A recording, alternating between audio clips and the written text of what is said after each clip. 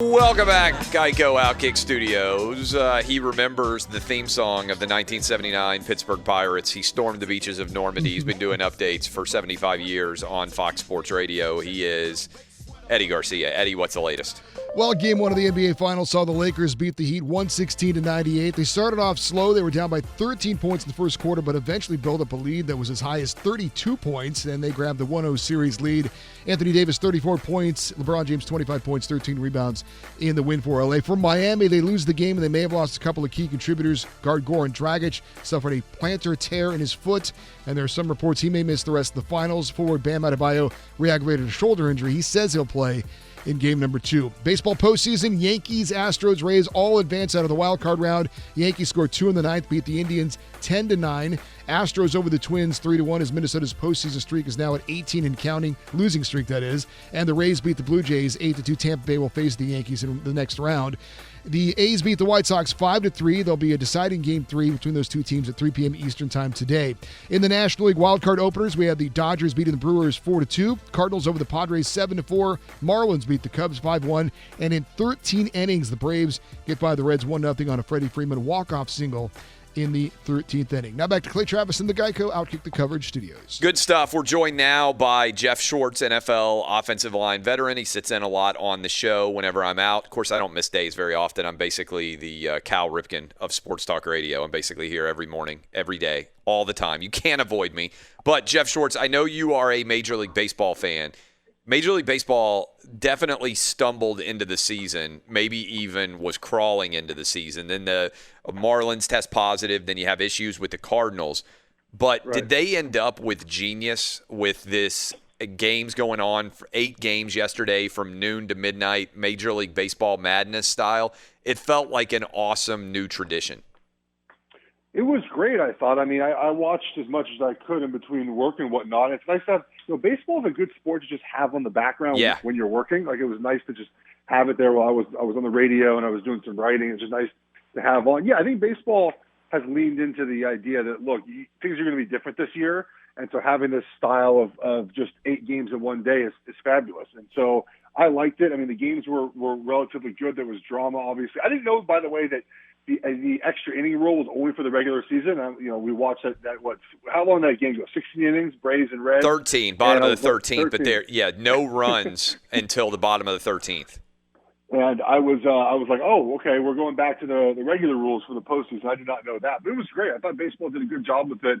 And we're seeing, like, the RSNs have been pretty good for baseball this year, right? It's been a good regional sport, yes. Which is really what it is now, right? It's not a national sport anymore. It's a regional sport. And I liked it. Yeah, I think what baseball has is baseball dominates in all of the local markets. Like, if you compare the baseball teams to the NBA teams, baseball, way more people watch baseball locally. But what the NBA has is they've got LeBron James, and everybody cares about a LeBron or, a Giannis, or maybe one day it's going to be a Luka, whoever it is. Basketball has more of a national fan base that wants to watch a big basketball game, but baseball dominates in all of its local areas. If you're listening to me right now and you're in St. Louis, like, the Cardinals they just dominate, all of your market. If you're in Atlanta, like, the Braves destroy the Hawks, for instance, in a local marketplace interest. Anyway, it's kind of fascinating to think about that. All right, I'm curious for you. You spent 8 years in the NFL. We have a situation that's probably never occurred before. At least I can't think of it ever occurring. Maybe you know of an example. The Titans are not allowed in their team facility right now until Saturday. There is talk that they are going to play basically an earlier kickoff on Monday as part of a Monday night doubleheader. If they can get back to their facility on Saturday and then Sunday and try to put a game plan together, what would this be like? How impactful do you think it is in terms of their ability to play in a cohesive and talented fashion on Monday, given what they're dealing with right now?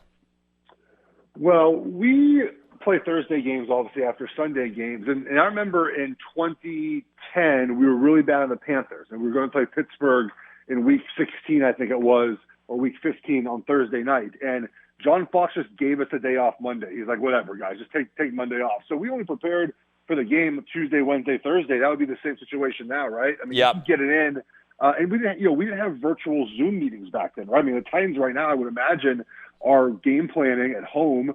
They're meeting, they're going over filming. All the players have iPads now. We didn't have iPads in 2010. There was no watching film at home by yourself. So all the players have access to the film. They have access to the game plan, but a lot of us learn by doing, right? By having to see it in walkthroughs and practice. So Saturday, I would imagine that the Titans would do something like Saturday, have maybe 2 different walkthroughs on Saturday. Maybe they have a light practice Saturday, and then Sunday obviously have a couple maybe more walkthroughs and play Monday during the day. So it's not something that I think is so tough on the Titans that they can't handle it, but they'll be at a disadvantage. I mean, Pittsburgh has a couple extra days to prepare now for them. They're an older team, so getting some rest will be good for a lot of their players, and extra few days of rest. So it's not unprecedented. I mean, you can do it, but it's going to be tough. Well, would you be betting against the Titans based on just the way that the game is structured? Well, I was going to bet against them anyways. I think Pittsburgh's really good, and Tennessee has not played. I mean, they've won. They're 3-0, but they haven't covered in any 3 of their games, which is really odd to be 3-0 and not cover in any of your games. So I would lean more toward Pittsburgh. I'm just curious what the line will come back out as. I think it got taken off the board at Steelers -1 or close to even. Does it come back at Steelers -3? I'm curious to see how Vegas kind of handles this, because the players that the Titans lost for COVID are not major contributors. Right? So far, after the long snapper, and the long snapper is important. Obviously, they'll find someone to fill that role, but it's not been. It's not Ryan Tannehill, Derrick Henry, Taylor Lewan. I mean, it's not any of their big time stars. So I don't think it'll affect the line that much. But I like Pittsburgh anyways. I probably like them a little bit more now that they can prepare and Tennessee can't. When you're in the season like this, is it easy to stay in rhythm even if you're not having your traditional practices, or is this a situation where you think the timing and the rhythm for the Titans could be off? And also with that, would you design an easier game plan this week? I mean, there are a lot of different game plans that could be put in place. Do you do away with maybe some of the normal wrinkles you might add because of the way you're having to prepare? I think I would say that you could make it maybe a little bit simpler, but the problem is the Steelers are really good on defense, right? Yeah. So do you want to have a simpler game plan on a short week, which you do, Thursday night, you kind of keep it simpler than you might maybe on a Sunday night. But, you pretty much, the thing about offense in the NFL is that you install everything during training camp. So when it comes to the season, you're just picking and choosing the plays that work for that week. And you'll change formations, you'll highlight matchups here and there. But it's not like this big overhaul every week where you put in a brand new playbook. And so the Titans will be fine. I just think that, the issue again is just not having enough time for players to visualize what's happening in front of them, right? I mean, as an offensive lineman, I like to see and walk through all the pressures I'm going to get that week. It's much easier to visualize what's going to happen than just kind of read it on a piece of paper or look on my iPad or watch film. I want to see it happen in front of me. I feel like a lot of NFL players learn that way. Ryan Tannehill probably would love to see every blitz he's going to get on Monday night or Tuesday in practice. He's not going to have that this week, at least until Saturday. So they'll be a little behind, but I don't think they're going to, again, they can have access to their iPads. Like, there's no just sitting at home doing nothing. So that's why I think the game plan will just be like it normally is. Give me a reason why I should watch Broncos-Jets tonight. I mean, it's better than what we saw 2 nights ago on national television. I mean, so I think that's you can't complain about Broncos Jets and sit through an hour and a half or whatever that was on Tuesday night. And I mean, that's the reason, right? It's better than nothing. Look, it's not. That's an awful game, right? If you were looking and you're like, what's the worst game you could design right now? At least with the Broncos had Drew Lock, and he's a young quarterback, you could be like, okay, we're still learning whether or not he might be the future of the Bronco offense. But now that he's out, and now that, I mean, I guess you could say, like, hey, we're going to see.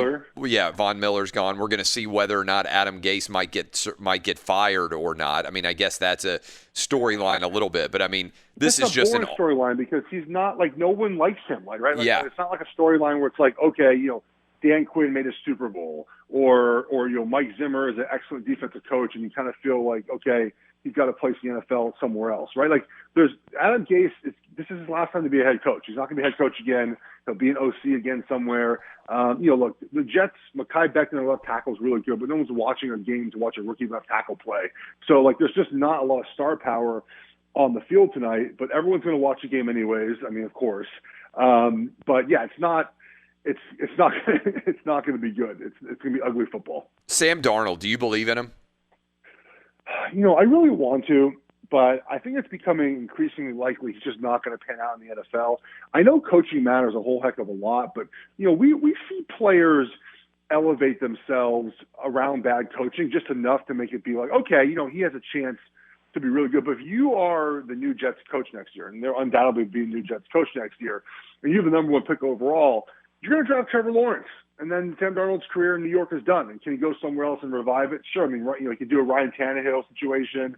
Maybe he's, Cam Newton, go somewhere else and win a job eventually. But he has no chance. He's going to be doomed after the season because they're going to draft his replacement right away. I don't know how you would pass up on Trevor Lawrence or Justin Fields or Trey Lance in the top three when you watch Darnold's film for the last 3 years. So I think he's talented, but he just is in a bad situation.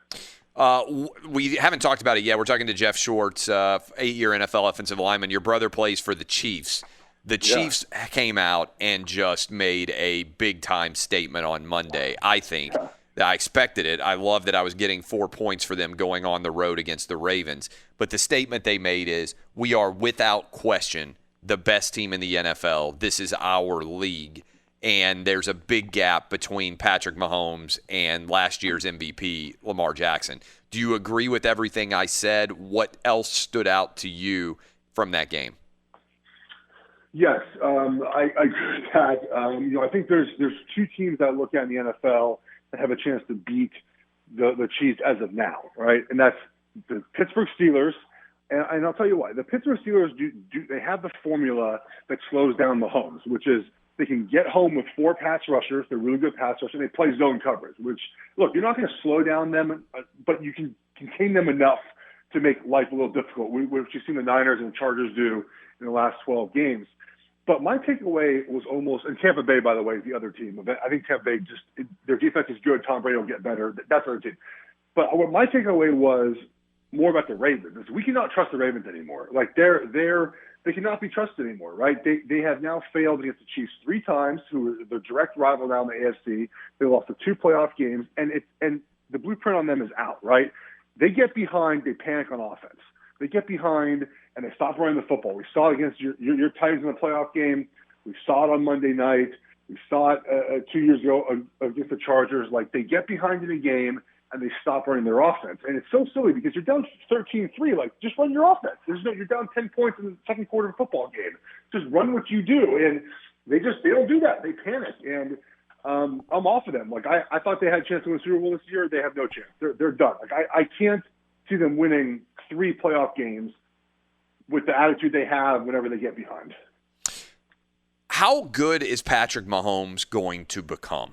He's 25 years old. I came on and, Tuesday on this show, and I said, we keep in the media and among fans and everybody else looking for a rival for Patrick Mahomes. What if he's just Jordan? Now, you can say, okay, well, Tom Brady's 43. You can say Aaron Rodgers, 38, Russell Wilson, 31. Those guys are all a lot older than Patrick Mahomes. And so what I was saying is there's nobody of his quarterback generation, right? Somebody within a couple of years of him that's anywhere near what he is right now. And maybe the answer is, well, Russell Wilson's going to play till he's 43 too, and so that age difference is not going to become as big of a deal. But right now, this is Mahomes' league for anybody close in his age. Yeah, it's not relatively close either. I mean, people thought Kyler Murray, and Kyler Murray has not – they've played well in Arizona, but he's not played terribly well if you look at his numbers, his efficiency numbers. I wonder if, it's going to be Joe Burrow.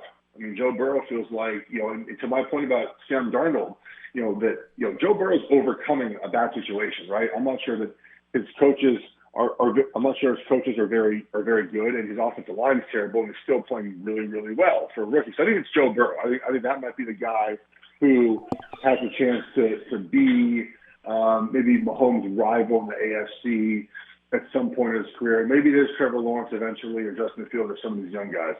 Would you like to come back and hear our inclusive national anthem that is now revised and expanded, and I think is going to take America by storm? You changed it again? Oh, yeah. It's even better. Just trust me on this. We'll bring you back to start the segment so you can hear it. I just want you to start your day with the most inclusive song you can possibly imagine.